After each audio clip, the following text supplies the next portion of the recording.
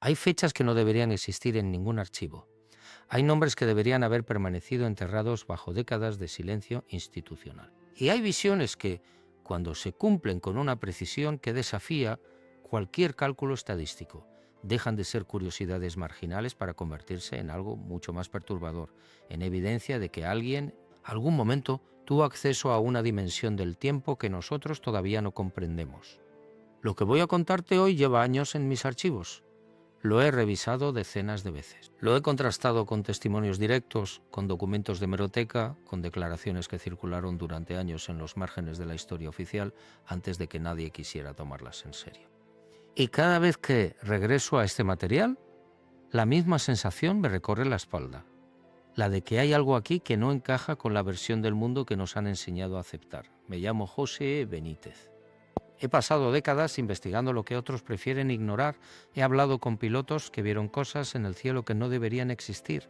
He leído informes militares que jamás llegaron a los periódicos.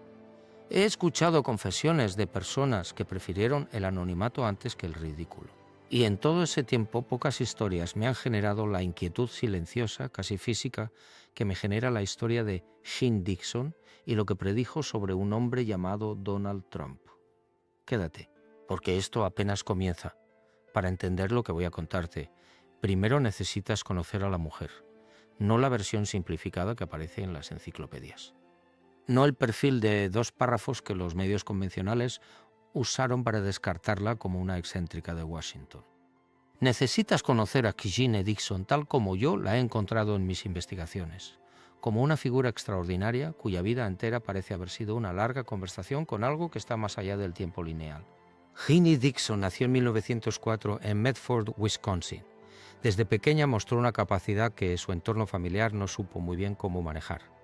Según los relatos de quienes la conocieron en su infancia, la niña hacía comentarios sobre hechos que aún no habían ocurrido con una naturalidad desconcertante, como si simplemente estuviera recordando algo que ya había sucedido. Su madre, una mujer profundamente religiosa, decidió llevarla a ver a una gitana cuando Jeanne tenía apenas 7 años. Lo que ocurrió en ese encuentro es uno de esos detalles pequeños que con el tiempo adquieren una dimensión diferente. La gitana tomó la mano de la niña, la observó en silencio durante un tiempo que los presentes describieron como incómodamente largo, y finalmente dijo algo que quedó grabado en la memoria de todos los que estaban en esa habitación. Esta niña tiene el don de ver lo que otros no pueden ver. No lo dijo como un cumplido, lo dijo como quien enuncia un hecho geológico, como quien describe la profundidad de un río, con esa misma frialdad objetiva con la que un médico describe un diagnóstico. Y lo que más me llama la atención de ese episodio no es lo que la gitana dijo, sino lo que hizo a continuación. Le entregó a la niña una bola de cristal y un libro de astrología y le dijo que los necesitaría. Jeanne Dixon tenía 7 años y ya había alguien que sabía lo que iba a ser. Creció en California. Se casó con James Dixon, un empresario de bienes raíces que, a diferencia de lo que podría esperarse, nunca intentó silenciar ni minimizar las capacidades de su esposa. Al contrario, fue él quien la animó a desarrollarlas, a hablar de ellas, a no esconderlas bajo el peso de la normalidad social. Y fue gracias a esa libertad que Jeanne Dixon se convirtió en lo que se convirtió, en la vidente más consultada de Washington, D.C. durante décadas. Y cuando digo consultada, no me refiero a consultas informales en salones de té. Me refiero a reuniones en despachos privados. Me refiero a conversaciones con personas que tomaban decisiones que afectaban al mundo entero. Me refiero a un nivel de influencia silenciosa que nunca apareció en los titulares, pero que, según varios testimonios que he podido rastrear, fue absolutamente real. Franklin D. Roosevelt la recibió en la Casa Blanca. No una vez, varias veces. Lo que se habló en esas reuniones nunca fue transcrito oficialmente. Pero hay personas que estuvieron cerca de ese círculo que dejaron fragmentos de información suficientemente sugestivos como para que uno se pregunte qué tipo de conversaciones mantenía el presidente de los Estados Unidos con una mujer que decía ver el futuro. Y esa pregunta, amigo mío, es una de las que nunca ha tenido una respuesta satisfactoria en los archivos públicos. Pero hablemos de lo que sí está documentado, porque la historia de Jeanne Dixon no se sostiene únicamente sobre el misterio. Se sostiene también sobre hechos verificables.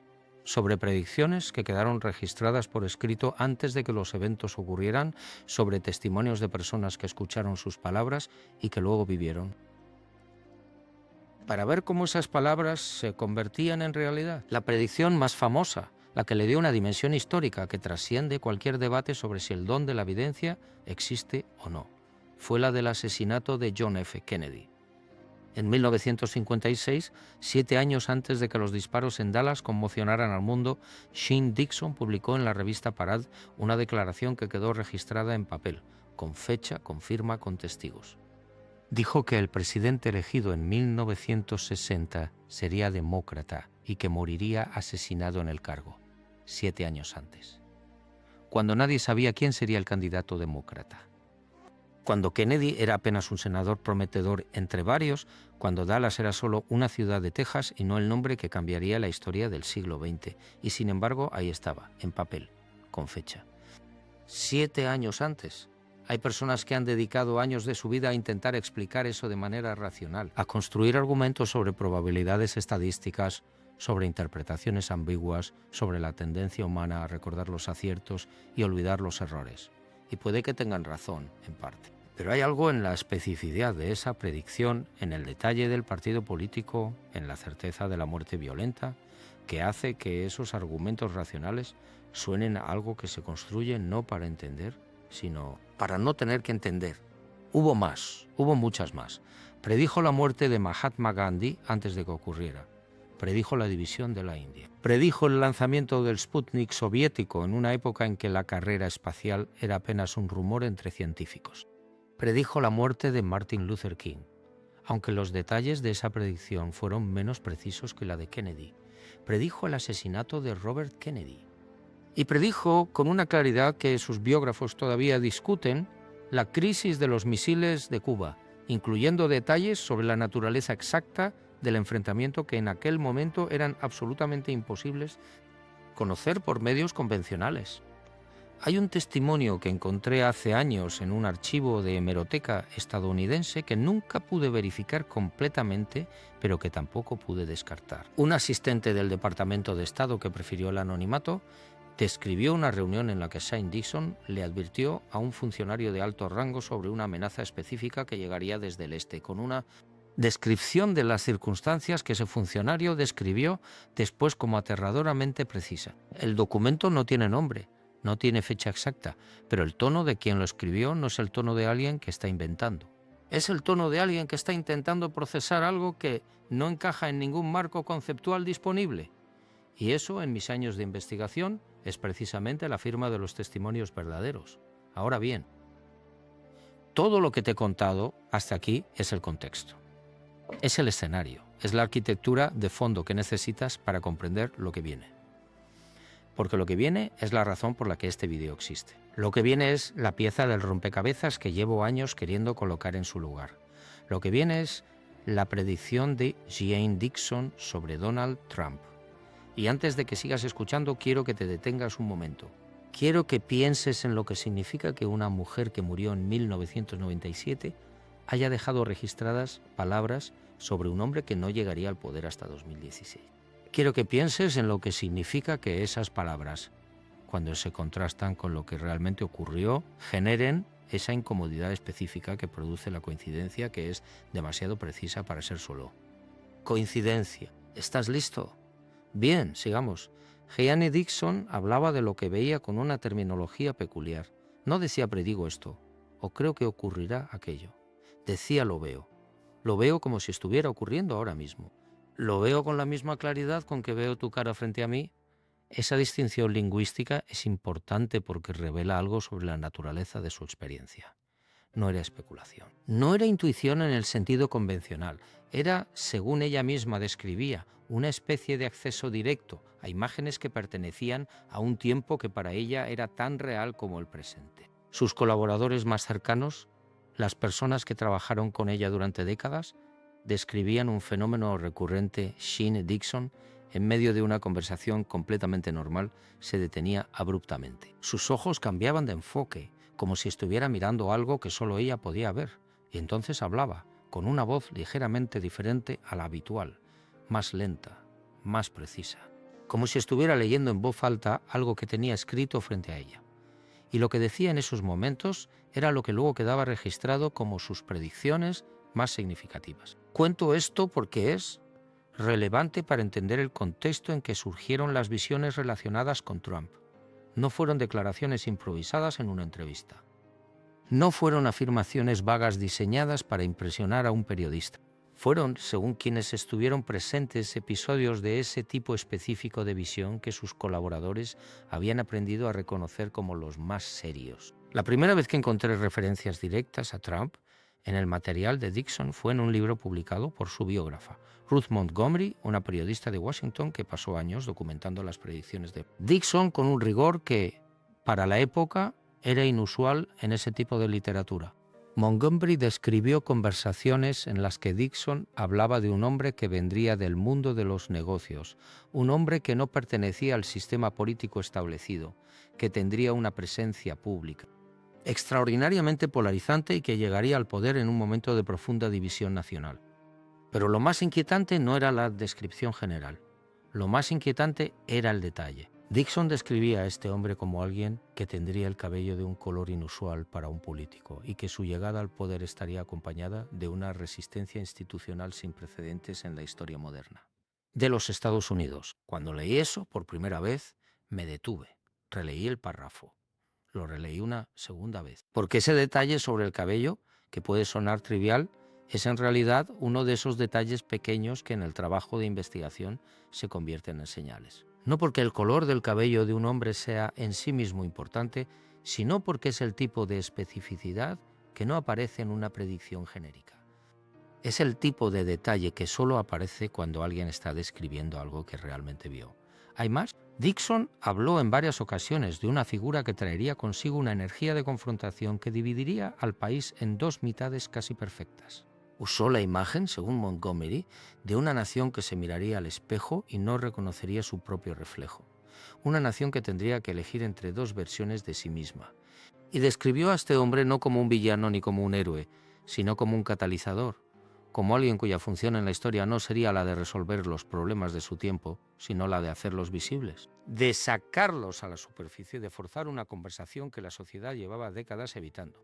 Esa descripción, cuando la lees en el contexto de lo que ha sido la era Trump en la política estadounidense, produce una sensación muy específica. No es la sensación de haber leído una profecía cumplida, es algo más sutil que eso. Es la sensación de que alguien, décadas antes, entendió la mecánica de lo que iba a ocurrir. Entendió no solo el quién, sino el cómo y el para qué. Y eso es mucho más inquietante que cualquier predicción sobre nombres y fechas. Pero sigamos avanzando, porque hay un aspecto de las visiones de Dixon relacionadas con Trump que va más allá de la política y que toca algo mucho más profundo.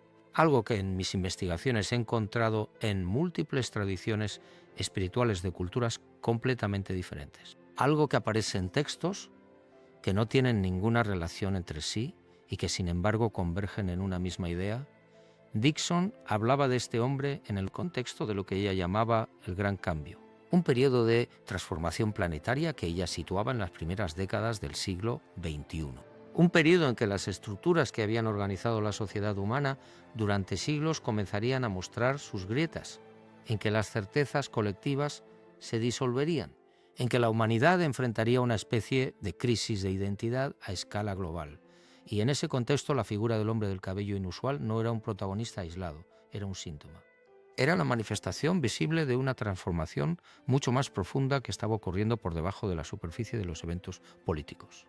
Cuando Dixon hablaba de esto, sus colaboradores describían una solemnidad diferente en su voz. No la solemnidad de alguien que está revelando un secreto, sino la solemnidad de alguien que está describiendo algo que le produce una mezcla de asombro y de una especie de tristeza compasiva, como si lo que veía fuera inevitable, como si lo que veía fuera necesario, como si el dolor que acompañaría ese periodo fuera el precio de algo que vendría después. Permíteme detenerme aquí un momento para contarte algo que ocurrió en el curso de mis investigaciones. Hace varios años, mientras preparaba material para un proyecto que nunca llegué a publicar, recibí una llamada de alguien que se identificó como ex colaborador de una fundación de investigación parapsicológica que había tenido acceso a los archivos personales de Dixon después de su muerte. No quiso que su nombre apareciera en ningún documento.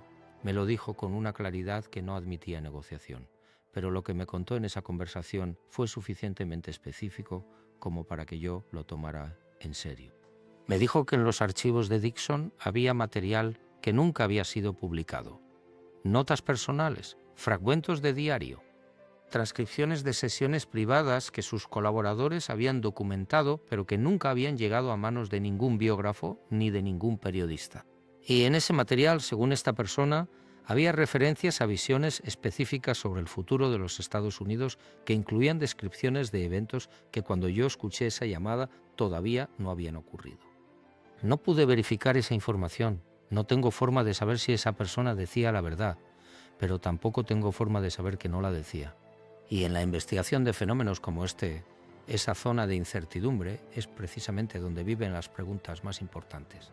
Volvamos a Dixon, volvamos al hilo central, porque hay una predicción específica que quiero examinar con detenimiento. Una predicción que en el contexto de lo que ha ocurrido en los últimos años adquiere una dimensión que va más allá de la política y que toca algo que tiene que ver con la naturaleza misma del poder y de cómo se ejerce en las sociedades modernas. Dixon predijo, en términos que sus biógrafos han documentado con suficiente detalle, que este hombre del mundo de los negocios no solo llegaría al poder una vez, sino que su historia con el poder sería más larga y más compleja que la de cualquier figura política convencional. Describió un ciclo de salida y regreso. Un ciclo en que la primera experiencia del poder sería seguida por una pérdida que no sería definitiva y que esa pérdida estaría acompañada de una resistencia que el propio hombre describiría como injusta. Y que el regreso, si ocurría, sería en circunstancias que nadie habría podido predecir usando los parámetros convencionales del análisis político. Cuando leí esa descripción por primera vez, era antes de 2020. Era antes de que Donald Trump perdiera las elecciones frente a Joe Biden. Era antes de todo lo que ocurrió después. Y sin embargo, ahí estaba, en los archivos, en palabras que habían sido escritas décadas antes, describiendo con una precisión incómoda un arco narrativo que el mundo entero iba a presenciar en tiempo real. Ahora bien, sé lo que estás pensando. Sé que hay una parte de tu mente que está buscando la explicación racional, que está construyendo el argumento sobre las predicciones vagas que pueden aplicarse a múltiples situaciones, que está recordando todos los casos en que videntes famosos se equivocaron estrepitosamente.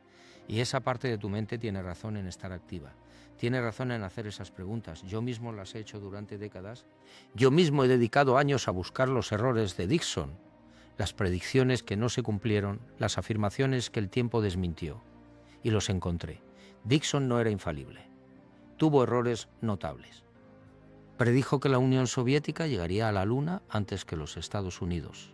Predijo una serie de eventos geopolíticos en los años 70 que no ocurrieron. Predijo el fin del mundo en varias fechas que pasaron sin incidentes cósmicos de ningún tipo. Sus errores son reales y están documentados. Pero aquí está la pregunta que me ha perseguido durante todos estos años. ¿Cómo explicamos los aciertos? No los aciertos genéricos. Los aciertos específicos, los que tienen fecha, nombre, detalle, los que fueron registrados por escrito antes de que ocurrieran los eventos, los que no pueden explicarse por ambigüedad ni por interpretación retroactiva. ¿Cómo los explicamos? Suerte estadística, intuición extraordinariamente desarrollada, acceso a información privilegiada que luego se presentó como visión. Todas esas explicaciones tienen algo de plausible, pero ninguna de ellas explica completamente el fenómeno. Y esa incompletitud es la que me mantiene investigando. Hay un concepto que aparece en la física teórica moderna que me parece relevante para entender lo que Dixon describía. El concepto de no localidad. La idea de que en el nivel cuántico de la realidad, la información puede existir fuera de las restricciones del espacio y del tiempo tal como los percibimos. La idea de que lo que llamamos futuro no es necesariamente algo que todavía no existe, sino algo que existe en una dimensión que nuestra conciencia ordinaria no puede acceder. Algunos físicos, los más audaces, los que están dispuestos a seguir la lógica de sus propias ecuaciones hasta sus conclusiones más perturbadoras, han sugerido que el tiempo no fluye en una sola dirección, que el pasado, el presente y el futuro coexisten en una estructura que nuestra mente lineal percibe como una secuencia, pero que en realidad es algo más parecido a un mapa que a una carretera. Si eso es cierto, si esa descripción de la realidad tiene algún fundamento, Entonces la pregunta sobre si Shane Dixon podía ver el futuro se transforma en una pregunta diferente. Ya no es cómo podía ver algo que todavía no había ocurrido, sino qué tipo de conciencia le permitía acceder a una información que existe pero que la mayoría de nosotros no podemos percibir. Y esa pregunta, formulada así, ya no suena como algo que pertenece al mundo de la superstición. Suena como algo que pertenece al mundo de la investigación seria, al mundo de las preguntas que la ciencia todavía no sabe cómo responder, pero que tampoco puede descartar honestamente. Dixon hablaba de sus visiones en términos que, cuando se analizan con cuidado, revelan una estructura interna coherente. No describía imágenes aleatorias ni fragmentos inconexos. Describía narrativas, describía procesos, describía la relación entre causas y efectos con una comprensión que iba más allá de lo que cualquier análisis político convencional podría haber producido. En sus visiones sobre Trump, por ejemplo, no solo describía al hombre y sus circunstancias, describía el contexto más amplio, describía una época de polarización creciente, una época en que la verdad misma se convertiría en un campo de batalla, una época en que la confianza en las instituciones se erosionaría de una manera que muchos encontrarían irreversible. Y describía todo eso no como consecuencia de las acciones de un hombre específico, sino como el resultado de fuerzas que llevaban décadas acumulándose bajo la superficie de la vida social estadounidense. Esa visión sistémica, esa comprensión de los fenómenos políticos como síntomas de procesos más profundos, es lo que distingue las predicciones más significativas de Dixon de las afirmaciones vagas y genéricas que caracterizan a la mayoría de los videntes de consumo. Y es lo que hace que su material, cuando se examina con seriedad, resulte tan difícil de descartar. Pero hay algo más. Hay un aspecto de las visiones de Dixon que raramente aparece en los resúmenes populares de su trabajo y que, en mi opinión, es el más importante de todos. Dixon no solo veía eventos, veía significados. Veía el propósito de los eventos dentro de una narrativa más grande que ella describía en términos que mezclaban lo espiritual con lo histórico. Para Dixon, la historia humana no era una secuencia aleatoria de hechos, era un proceso dirigido, un proceso que tenía una dirección, aunque esa dirección no siempre fuera visible desde la perspectiva limitada del presente. Y en ese contexto, figuras como Trump no eran protagonistas autónomos que tomaban decisiones en el vacío, eran piezas en un tablero mucho más grande, eran instrumentos de una mecánica histórica que los trascendía. Cuando Dixon describía a este hombre, lo hacía con una mezcla de claridad sobre su función y de ambigüedad sobre su naturaleza moral. No lo describía como bueno ni como malo, lo describía como necesario, como alguien cuya llegada al poder era parte de un proceso que debía ocurrir para que algo más importante pudiera ocurrir después. Esa visión, esa lectura de los eventos políticos como pasos en un proceso espiritual más amplio, es la que más me ha hecho reflexionar en todos estos años de investigación. Porque si Dixon tenía razón, si los eventos que estamos viviendo son parte de un proceso que tiene una dirección y un propósito, entonces la pregunta ya no es solo ¿qué está ocurriendo?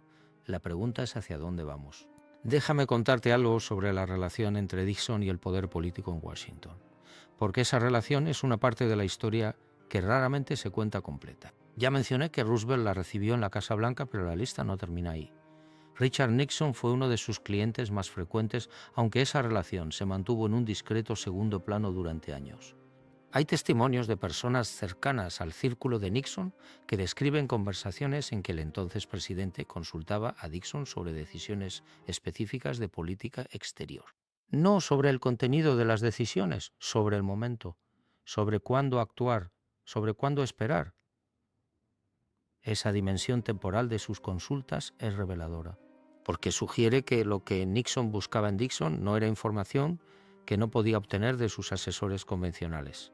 Era algo diferente, era una perspectiva sobre el tiempo, una perspectiva sobre cuándo los eventos estarían alineados de una manera favorable. Y eso, amigo mío, es una forma de pensar sobre el poder y sobre la historia que tiene más en común con las tradiciones de sabiduría antigua que con el análisis político moderno. Ronald Reagan y su esposa Nancy son quizá el caso más documentado de figuras políticas de primer nivel que incorporaron la astrología y la consulta con videntes en su proceso de toma de decisiones. Nancy Reagan reconoció públicamente, años después de abandonar la Casa Blanca, que consultaba regularmente con una astróloga de San Francisco llamada Joan Kegley, y que esas consultas influían en la programación de los eventos públicos del presidente. Lo que raramente se menciona en ese contexto es que Nancy Reagan también mantuvo contacto con el círculo de Sean Dixon, no de manera directa, según los registros que he podido rastrear, pero a través de intermediarios.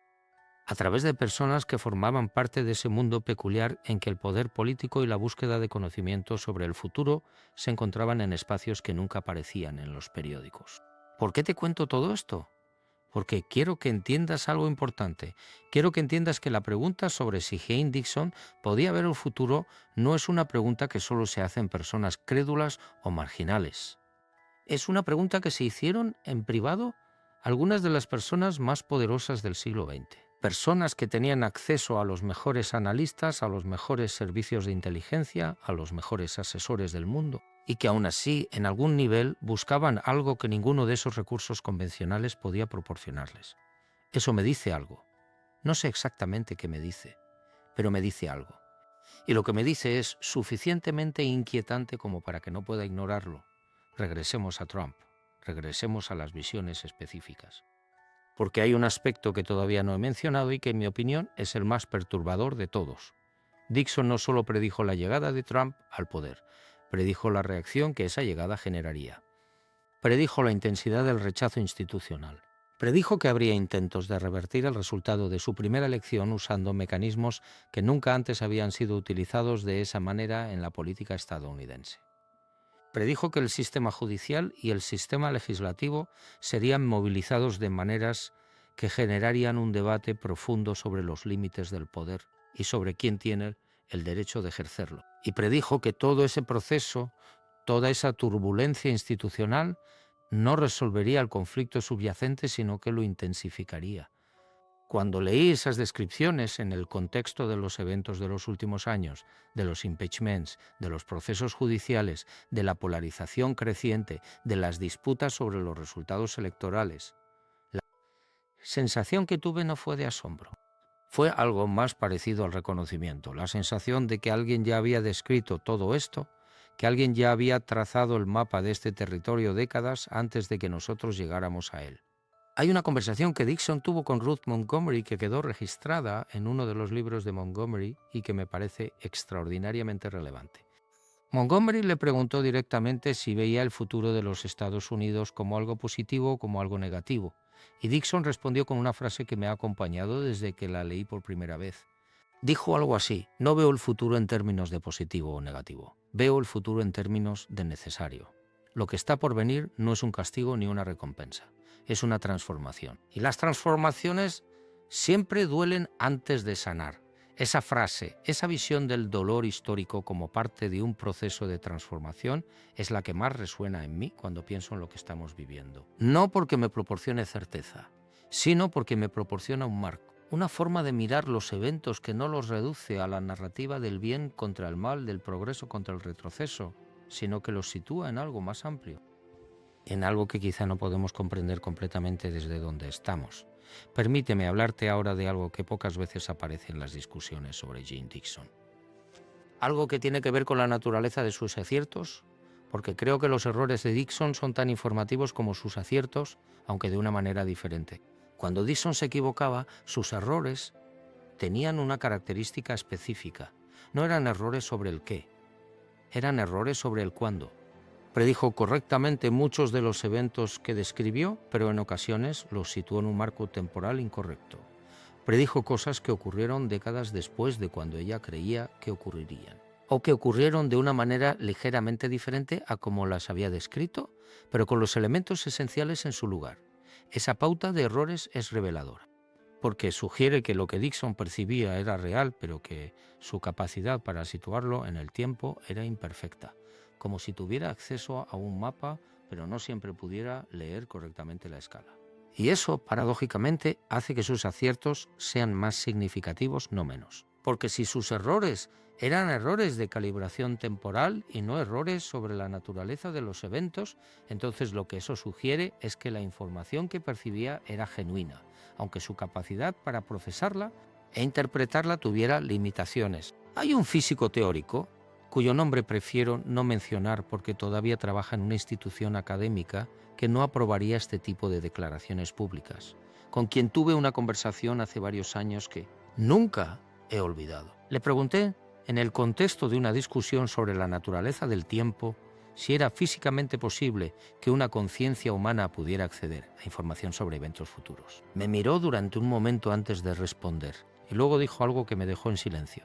Dijo que la física cuántica no prohíbe esa posibilidad, que hay interpretaciones de la mecánica cuántica, interpretaciones que son matemáticamente coherentes y que tienen defensores serios en la comunidad científica, según las cuales la información no está confinada al flujo temporal que percibimos.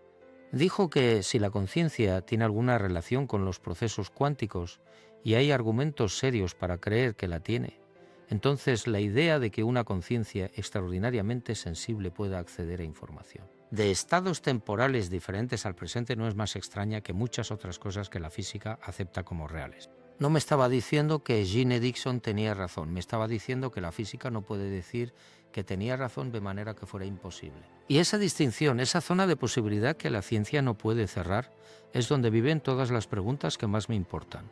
Quiero hablarte ahora de algo que ocurrió en los últimos años de la vida de Dixon. Algo que sus biógrafos mencionan de pasada, pero que, en mi opinión, merece mucha más atención. En sus últimos años, Dixon comenzó a hablar de sus visiones con una urgencia que no había tenido antes, como si el tiempo se le acabara no solo en el sentido biológico, sino en el sentido de que había cosas que necesitaba decir antes de que fuera demasiado tarde. Habló de un periodo de grandes pruebas para la humanidad que situaba en las primeras décadas del siglo XXI. Habló de una crisis de liderazgo global que no sería solo política, sino espiritual. Habló de una humanidad que llegaría a un punto de bifurcación, un momento en que las decisiones colectivas determinarían el curso de los siglos siguientes. Y en ese contexto volvía una y otra vez a la figura del hombre del mundo de los negocios. No como la señal, como el indicador de que ese momento había llegado, como el síntoma visible de una transformación que estaba ocurriendo en niveles que la mayoría de las personas no podían percibir. Esa visión, esa lectura de los eventos políticos como señales de algo más profundo, es la que más me ha hecho pensar en todo este tiempo.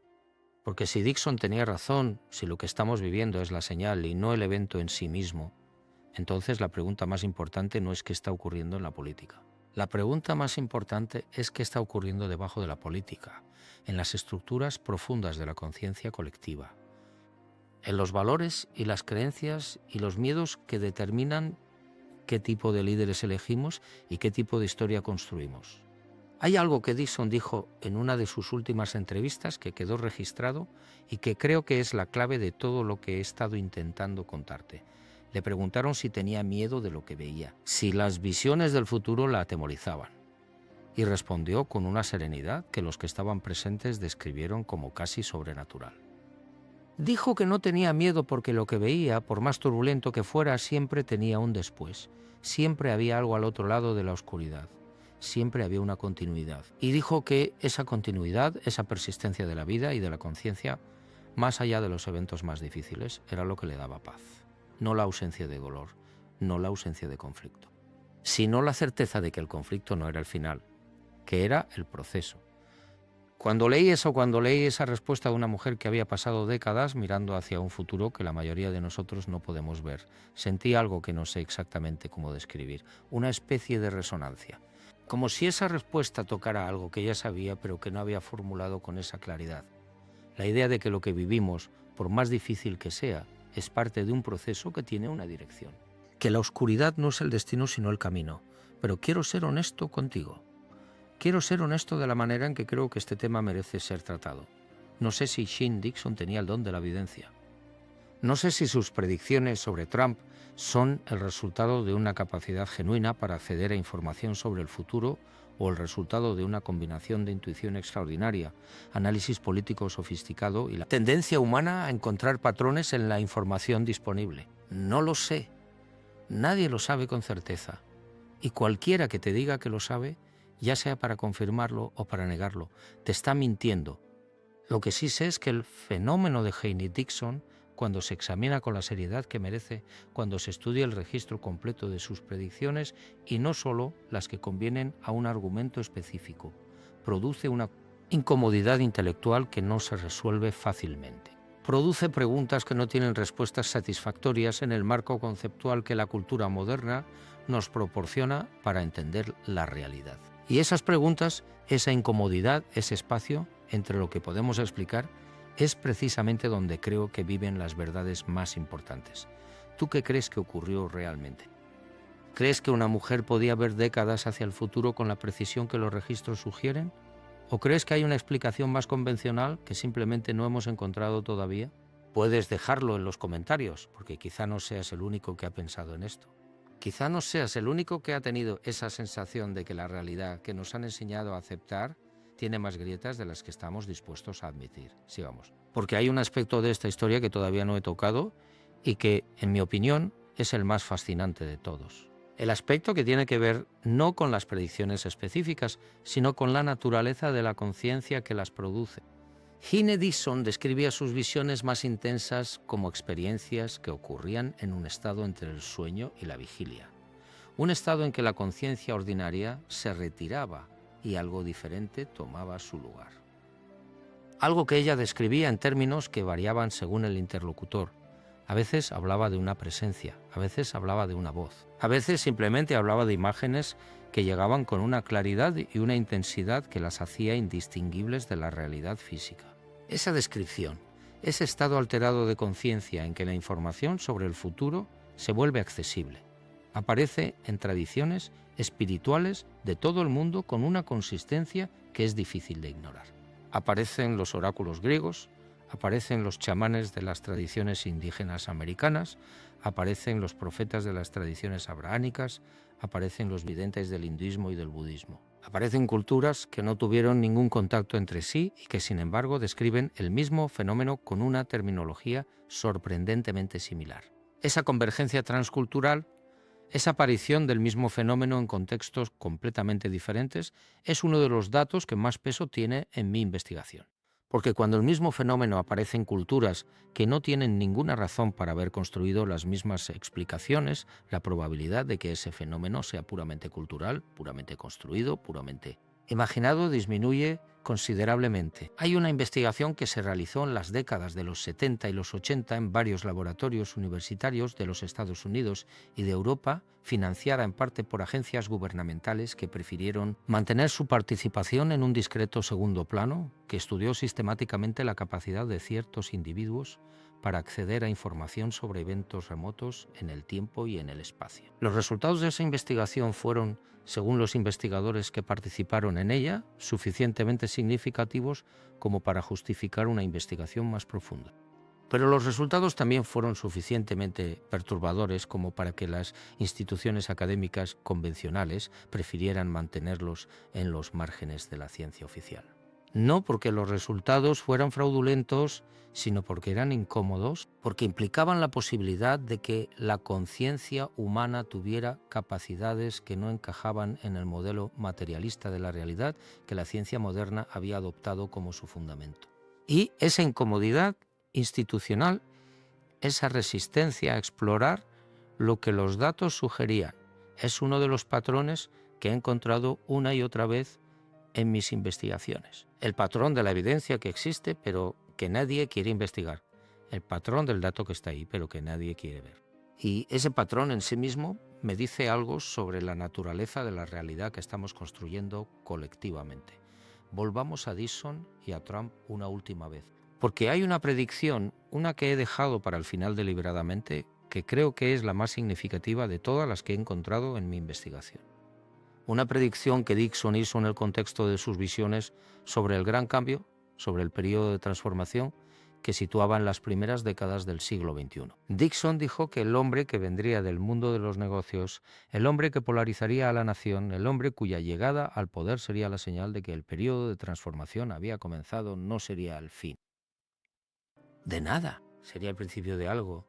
Dijo que lo que vendría después de su ciclo en el poder, independientemente de cómo terminara ese ciclo, sería una conversación diferente. Una conversación que la humanidad necesitaba tener consigo misma sobre el tipo de mundo que quería construir, sobre los valores que quería que organizaran su vida colectiva, sobre la relación entre el individuo y la comunidad, entre la libertad y la responsabilidad, entre el progreso material y el bienestar espiritual, y dijo que esa conversación, por más dolorosa que fuera, era necesaria. Era el trabajo que la humanidad tenía que hacer y que ningún líder político, ningún sistema económico, ninguna ideología podría hacer ese trabajo en lugar de la humanidad. Que ese trabajo solo podía hacerlo la humanidad misma.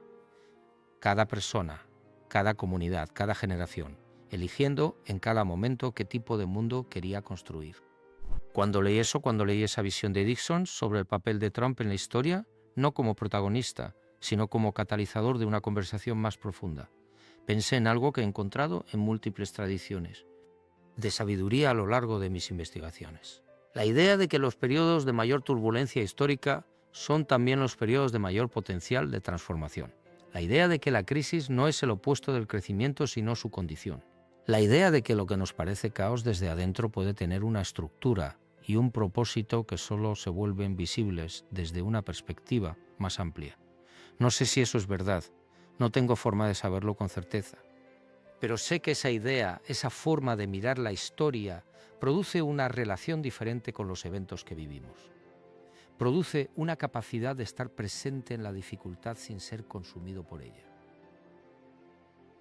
Y eso independientemente de si Shane Dixon tenía razón o no sobre los detalles específicos, me parece algo valioso. Hay una última cosa que quiero decirte antes de cerrar.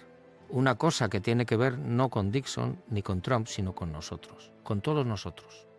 Con la pregunta de qué hacemos con este tipo de información. Con cómo vivimos en un mundo en que la realidad parece ser mucho más compleja, mucho más misteriosa, mucho más rica de lo que los marcos convencionales que usamos para entenderla pueden capturar.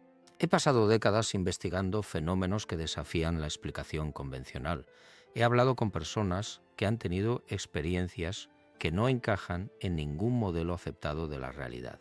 He leído documentos que sugieren que hay aspectos de la existencia humana que la ciencia oficial todavía no sabe cómo abordar.